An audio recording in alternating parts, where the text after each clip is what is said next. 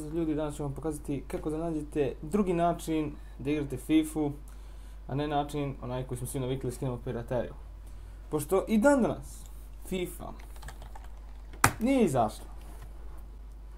Zato što je DRM ili DRM, kako god, ili nisam siguran, DMR, ne znam, nemam pojma, zaštita, neka zajebana zaštita, ne može da je provala i dan danas.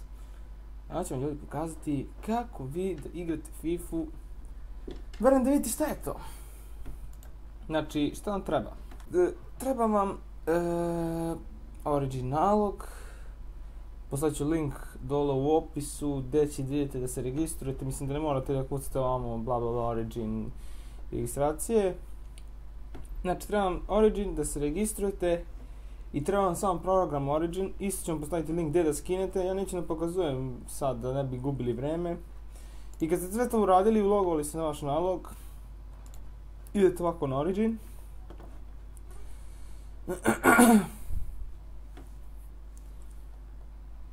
I čekajte da se pokrene.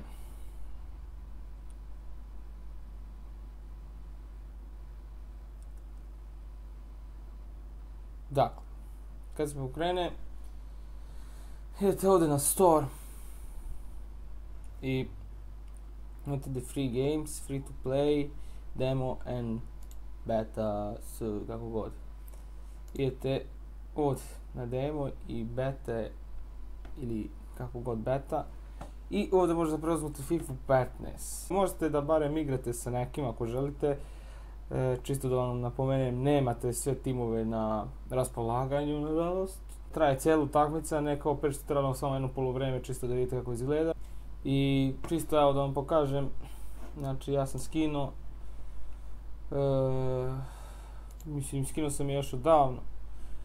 Idete ovdje play demo, ovdje imate podešavanja, znači iskreno ovdje ako vam nešto znači smeta, igra secka, ako već želite probati na slabije računare, stavite lock, zaključite ih na 30 frame-a, znači igrice zaključite na 30 frame-a i u svakim slučaju štiklirate ovo Disable Windows Aero Theme, kako god.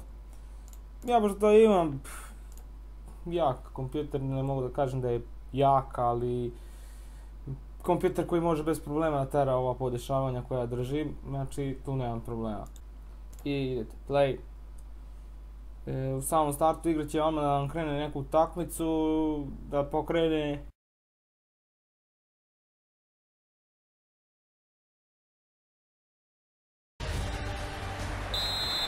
Kao što sam vam rekao, znači odmah u startu je, odmah kreće igra da